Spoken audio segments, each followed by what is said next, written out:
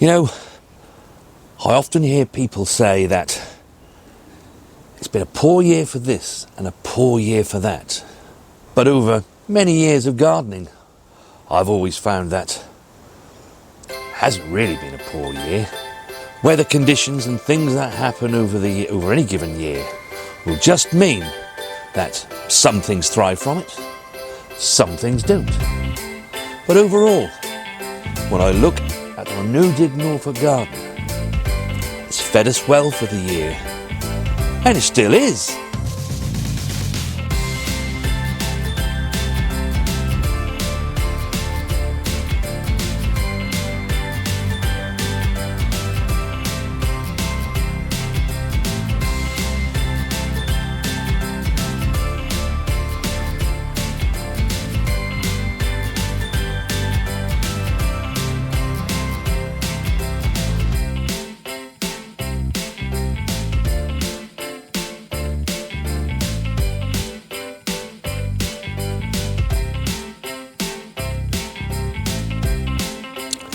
As with all growing seasons, 2024, of course, has proved challenging. There has been some challenges, not least this year for us anyway, the weather. When I look back over our YouTube videos, back in January and February and March, the year started off actually quite good. Pretty much like it is today. It's a bit breezy, but it is mild and the sun is shining. I remember doing the very first jobs of the month in January. And it really was a gloriously sunny day. Everything was sown through the first quarter, just as usual. Planted out, you saw it all on our YouTube channel. But then, of course, the weather changed. It didn't warm up through the second half of spring as one would expect. It was also very wet. And like most of you guys, we saw an uptake in slugs. We were never at any point overrun with them and thinking, oh dear, what are we going to do here? You may remember we made that video all about how to deal with slugs. But really we saw not a huge amount more damage than we would normally in any other year. Through the early part of the summer, it remained very cool here in Norfolk. We garden in Zone 9A in the UK, in the county of Norfolk. Normally, we're one of the driest and warmest places in the UK. But it wasn't so in 2024. I remember putting the melons in. They went in early May. And it was still relatively nice then. And then it was like a switch was turned off after mid-May. And it became very cold, very damp and very wet. In fact, we actually did think we were never going to get melons, didn't we, Mrs. W? I know, that was a bit of a battle. But we did. The weather did turn for the better, and the second half of summer was much warmer, if not slightly wetter than it would normally be. So they were the challenges. But actually, what about the successes? Well, I have to say, just about everything was a success this year. As I said earlier, we did get those melons. After the plants stayed small for so very long, myself and Mrs. W, we enjoyed the taste for the very first time of growing our own melons. The brassicas, of course, have done really well. They don't particularly want boiling hot temperatures. They're much better off in a cooler climate. And from those first sowings of February, we got great harvest in June and July. And you can see here, they're still doing really, really well. Growing very nicely. And we have lots of food to enjoy now. And also plenty to enjoy as we move into 2025. The tomatoes were really great. We had so many tomatoes this year, didn't we, Mrs. W? We were slightly overrun with tomatoes, yes. A nice situation to be in, though. Yeah. And They particularly did well in the polytunnel, didn't they? Yes, yeah, they did. So we're kind of thinking that we're going to grow our tomatoes, certainly in the near future, in the polytunnel, and see how they go. Because tomatoes, although we think of them as, a crop that likes warm weather, and they do, they wouldn't grow if there's frost about, that's for sure, but they don't like it overly hot. And the greenhouse gets really hot. Polytunnel, not so much so. So that's a learning from this year. We shall keep the tomatoes in the polytunnel. However, we also grew peppers in there, and we did have a good year with peppers, but the peppers that we had in the greenhouse were actually better. So there's another learning. We're going to grow our peppers in the greenhouse, both the chili peppers and the sweet peppers. That goes for aubergines too. We did all right with aubergines, but they do better in our greenhouse. So now we have the two undercover structures. We have a much better idea as we go into 2025 about where we can grow each of these plants to hopefully get the best from them.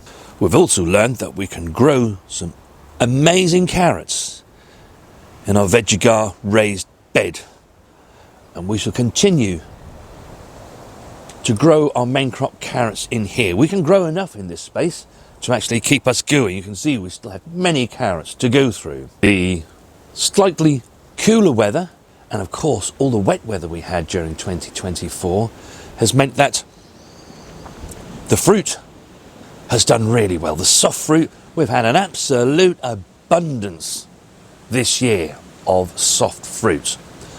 Our freezers are fit to bursting.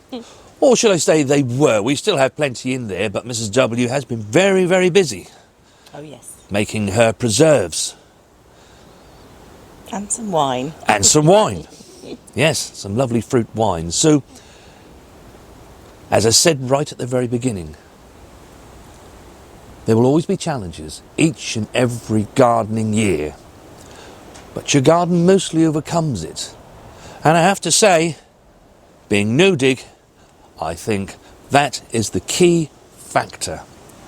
Do you remember all the way back, I think it was right towards the end of January, I made a video all about soil health. It was the number one priority then, and it should remain your number one priority throughout the rest of your gardening life. The better heart your soil is in, the better your vegetables are going to be. When you don't disturb the soil, just lay your compost on top. You can see the vegetables grow really strong. When they grow strong, that means that they're able to fend off pest problems that come along. And that's not just the outdoor plots, it's in the greenhouse, in the polytunnel. Now, one thing myself and Mrs. W did just want to say was a really big thank you to you all. This channel is nothing without you guys out there. Without you liking, commenting, watching our videos, subscribing, this channel just stays exactly the same and our message doesn't get out there.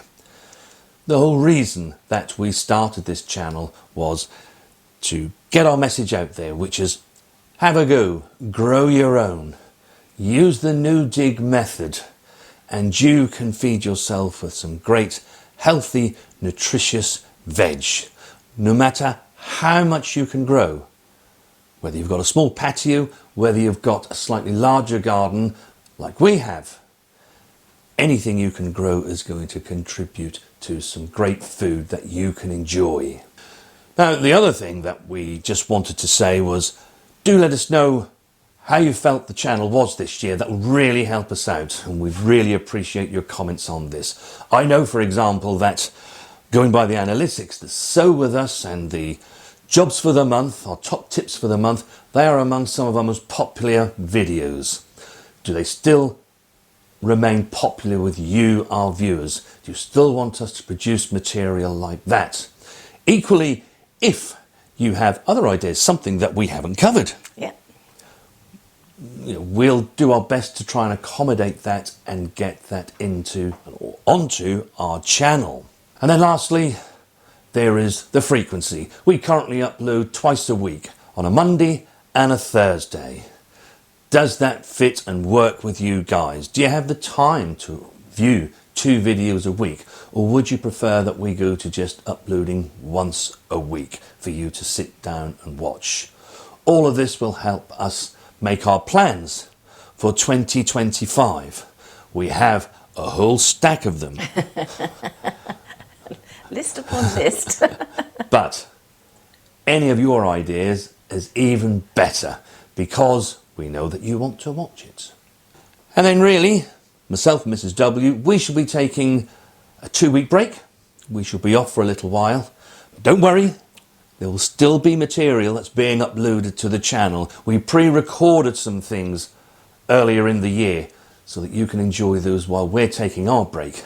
Although it won't be too much of a break, because we've got chicken roos to mend, haven't we? We have, yes. Oh, certain things that we want to do that you'll all see in the new year when we come back. There'll be 1 or 2 changes. We might do a spot the difference. Yes. That would be a good idea, actually. So if you are new to our channel and you're watching us for the first time and you want to see how we get on during 2025, then don't forget to hit that subscribe button. And most importantly, remember to click on the bell icon. So in that way, YouTube will inform you whenever we upload a video, no matter what the subject is. So from Poppy, Barry and myself, just want to wish you all a very Merry Christmas and a happy and healthy 2025. Merry Christmas!